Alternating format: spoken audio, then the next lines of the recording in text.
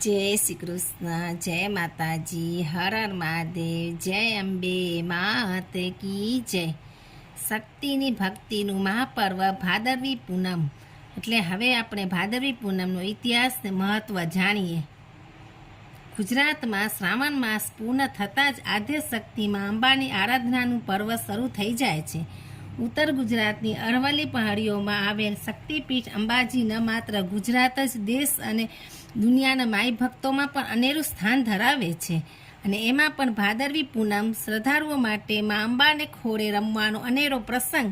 ત્યારે ચાલો આ વખતે શક્તિપીઠમાં અંબામાના દર્શને આપણે જઈએ અને એના વિશે જાણીએ. અંબાજી શક્તિપીઠનો ઇતિહાસ. ગુજરાતમાં આરાસુરમાં અંબાજીની માન્યતા ઘણી છે. અંબાજીનું સ્થાન આરાસુરના ડુંગરમાં અરવલ્લી પર્વતના ઘાટથી નૈઋત્ય કોણમાં છે. આબુ રોડ સ્ટેશનથી લગભગ 12 ગાંવ પર આરાસુર નામનું ગામ છે અને આ ગામમાં અંબાજીનું મંદિર છે. આરાસુર ગામમાં મુખ્ય મંદિર, એની આસપાસ ધર્મશાળાઓ, દુકાનો અને મોટે ભાગે જંગલી પહાડી લોકો, જેને ભાવરા કહે છે, તેઓના ઝૂંપડા દેખાય છે. યાત્રાળુઓનું કામકાજ પણ આ ભાવરા જ કરે છે. અંબાજીના મંદિરમાં શ્રદ્ધા લોકોમાં વિશેષ જોવા મળે છે. મૂળ આ મંદિર વર્ષો પહેલાં બેઠા ઘાટનું નાનું હતું, પરંતુ જેમ જેમ સમય પસાર થતો ગયો તેમ તેમ સુધારા સાથે અત્યારે આ મંદિર તેની સર્વોચ્ચ ઊંચાઈએ સર કરે તેવું અને ભવ્યાતિભવ્ય ઊંચાઈએ આવેલું છે. મંદિરના ટ્રસ્ટીઓ દ્વારા બનાવવામાં આવ્યું છે. અત્યારે તો મંદિરની ઉપરનો કળશ અને શિખર સંપૂર્ણ સોનામાંથી બનાવવામાં આવ્યા છે. મંદિરની આગળ મોટો મંડપ છે અને ગર્ભગૃહમાં માતાજીનો ગોખ છે. ખાસ વાત યાદ રાખવા જેવી એ છે કે આટલી મોટી સંખ્યામાં અહીં યાત્રાઓ આવે છે, પરંતુ તેમને કદાચ એ વાતની ખબર હશે કે માતાજીના સ્થાનકમાં માતાજીની મૂર્તિ નથી, પણ ગોખમાં એવી રીતે વસ્ત્ર અલંકારો તથા આભૂષણો ગોઠવવામાં આવે છે કે જેથી કરીને દર્શન કરનારને સવાર, બપોર ને સાંજ જાણે કે વાઘ ઉપર માતાજી બેઠા હોય એવા જુદી જુદી જાતના દર્શન થાય છે. અને વર્ષોથી તેની પાસે ઘીના 2 અખંડ દીવા બળે છે. માતાજીના દર્શન સવારે અંદરનું બારણું ઉઘડતા થઈ જાય છે. 2 વખતે આરતી વખતે પણ દર્શન થાય છે. મંદિરમાં અંદરના ખંડને જારીવાળા પાના પતરા મઢેલા બારણા છે, તો પણ બહાર રહી આખો દિવસ દર્શન થઈ શકે છે. મંદિરના આગલા ભાગ ઉપર ધાબુ છે અને તેના ઉપર 3 શિખર છે. અંબાજીના મંદિરની સામી બાજુએ ચાંચરનો ચોક છે. માતાજીને ચાંચરના ચોકવાળી પણ કહેવામાં આવે છે.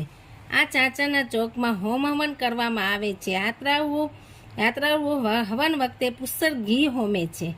અંબાજીની 2 વિશેષતા ખાસ ધ્યાન ખેંચે તેવી છે.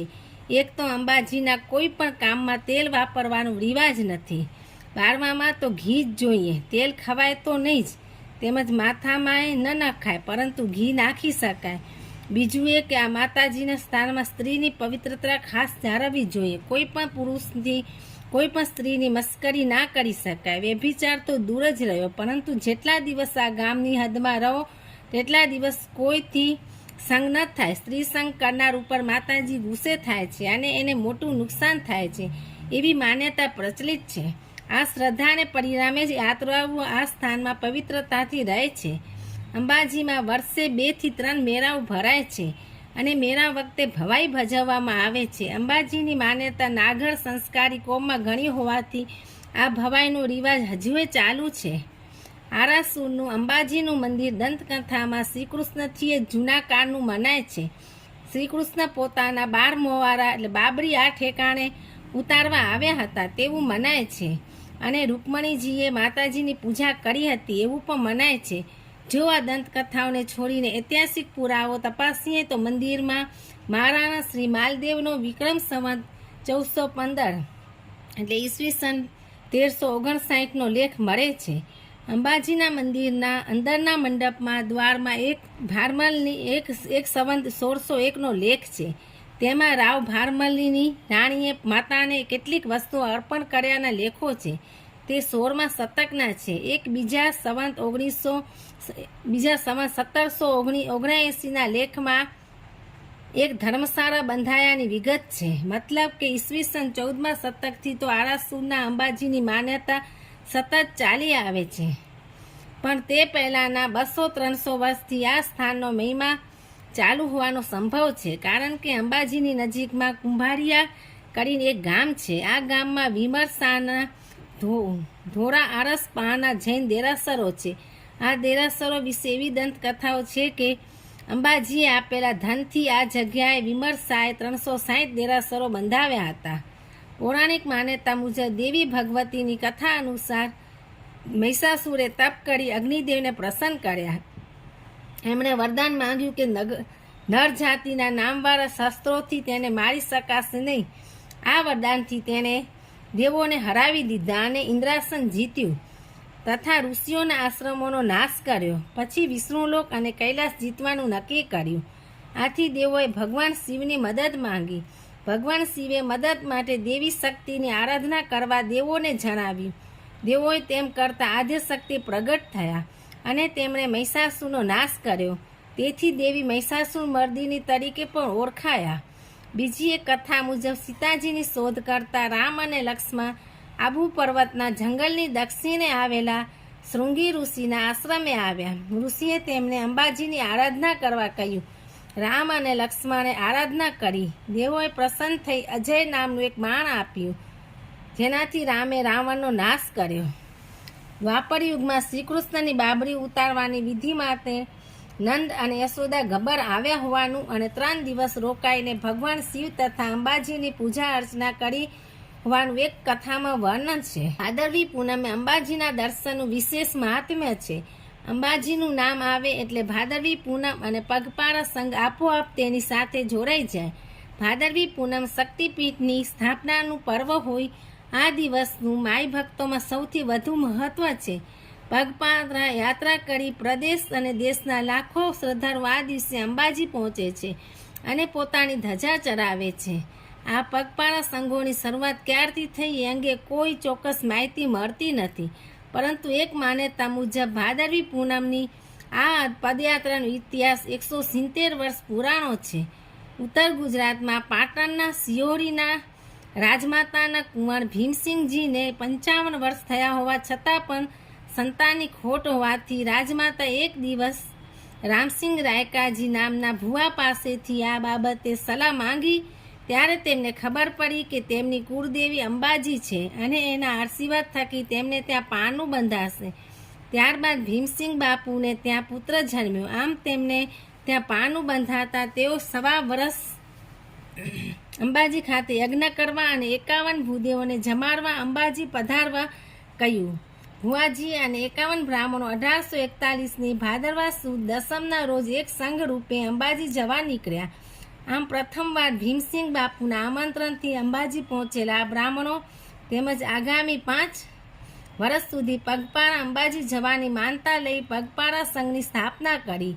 1841માં થયેલી આ પરંપરાને આજે પોણા 200 વર્ષ જેટલો સમય વીતી ચૂક્યો છે. આજે નાના મોટા 1600 જેટલા સંઘો દર વર્ષે ભાદરવી પૂનમે અંબાજી પહોંચે છે.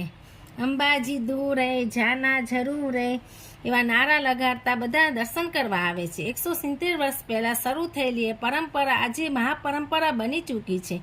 ઊંચા ડુંગરોમાં બિરાજેલ મા અંબાને નોરતાનું આમંત્રણ પાઠવવા ગામે ગામથી અંબાજીના ભક્તો અંબાજી દૂર રહે, જાના જરૂર રહે, બોલ માડી અંબે, જય જય અંબેના જયઘોષ કરતા અંબાજી મંદિર તરફ પગપાળા ચાલીને આગળ વધે છે. સાથે સાથે માના રથ ખેંચતા, ગરબા ગાતા, છંદ અને માતાજીની સ્તુતિમાં ભાવવિભોર બનીને માના ભક્તો ડુંગરોની ઘાટીમાં કષ્ટ બેઠીને પણ માના જયઘોષથી પોતાનો જુસ્સો બુલંદ બનાવે છે અને માના ધામમાં માથું ટેકવવા અધીરા બની દોટ મૂકે છે. મા અંબા પ્રત્યે ગજબની શ્રદ્ધા ધરાવતા અનેક સંઘોમાં ભક્તો ઉમંગ અને હોંશથી જોડાય છે. જેમાં દેશભરના ખૂણે ખૂણેથી આવતા સંઘોમાં પદયાત્રીઓની સંખ્યા ઉત્તરોત્તર વધતી જ જાય છે. સંઘોમાં સૌથી લાંબો સંઘ મદ્રાસથી આવે છે. આ સિવાય કચ્છ, ભુજ, રાજકોટ, મુંબઈ, નાગપુરથી પણ ઘણા સંઘો આવે છે. અંબાજી સુધીનો માર્ગ પર પદયાત્રીઓનું દિવસ રાત અવિરત પ્રયાણ જોવા મળે છે. અમદાવાદ, વડોદરા, સુરત, આણંદ, નડિયાદ સહિત રાજ્યભર કોઈ સંઘ સાથે તો કોઈ ગામના સમૂહ સાથે, કોઈ રથ સાથે તો કોઈ હાથમાં ત્રિશુલધારી ધજા સાથે અંબાજીના દર્શને જવા નીકળે છે. Himmatnagar Ahmedabad national highway number 8 4 lane બની જતા યાત્રીઓ રાહતની લાગણી અનુભવે છે. ગુજરાત ઉપરાંત રાજસ્થાનના ઉદયપુર, ડુંગરપુર, બાંસવાડા તેમજ મધ્યપ્રદેશના રતલામ, નીમચ, જાંબુઆ વિસ્તારમાંથી પણ સંઘો પગપાળા ધજા પતાકા સાથે અંબાજી પ્રયાણ કરતા હોય છે. અંબાજી તરફ જતા તમામ માર્ગો ઉપર ઘણા ખરા શ્રદ્ધાળુઓ માનતા અને બાધા પૂર્ણ થતાં પગપાળા નીકળે છે. અપંગો પણ ટ્રાયસિકલ પર દર્શને જાય છે. પદયાત્રા દરમિયાન વરસાદ તેમજ અન્ય આપત્તિઓની વચ્ચે પણ ભક્તોની શ્રદ્ધામાં જરાય ઓટ આવતી નથી. રીમઝીમ વરસાદ અને ધોવાઈ ગયેલા રસ્તાઓ વચ્ચે પણ ભૂખ અને તરસની પરવા કર્યા વિના યુવાનો, વૃદ્ધો, મહિલાઓ અને બાળકો સહિત તમામ વર્ગના લોકો આગળ વધે છે. પદયાત્રીઓ માને છે કે આખરે ભગવાનની કસોટીમાંથી પાર પડે તે જ સાચો ભક્ત કહેવાય. મેળાના પ્રારંભથી અંબાજી તરફના માર્ગો પર ઠેર ઠેર સેવા કેન્દ્રો એકદમ ભરચક થઈ જાય છે. ત્યારે જેવી શક્તિ એવી ભક્તિ કરતા પદયાત્રીઓની સેવામાં માર્ગોમાં ઠેર ઠેર સેવા કેન્દ્રો ઉપર અનેક સુવિધાઓ ઊભી કરાય છે. જ્યારે પદયાત્રીઓ માના ધામમાં અનન્ય શ્રદ્ધાથી પહોંચવા અધીરા બન્યા હોય છે. ત્યારે હસતા રમતા તો ક્યાંક ગરબે ઘૂમતા તો વળી ફૂલ જેવા વાલ સોયા બાળકને બાબા ગાડીમાં કે પારણામાં ઝુલાવતા પતિ પત્ની ભાવ વિભોર બનીને માર્ગ ટૂંકો કરતા જોવા મળે છે. ત્યારે તેમની અનન્ય ભક્તિને જોવી એ પણ એક લહાવો છે. માર્ગમાં સાષ્ટાંગ દંડવત પ્રણામ કરતા માઈ ભક્તો પણ શ્રદ્ધા સાથે આગળ વધીને માને રીઝવવાનો પ્રયાસ કરે છે. ભાદરવી પૂનમના મેળામાં શણગારેલી માંડવીઓ, ધજા, પતાકા, રંગબેરંગી ચુંદરીઓ, ટોપીઓ અને ભપકાદાર રંગોવાળી પટ્ટીઓ ધારણ કરેલા માઈ ભક્તો પણ આકર્ષણનું કેન્દ્ર બની જાય છે.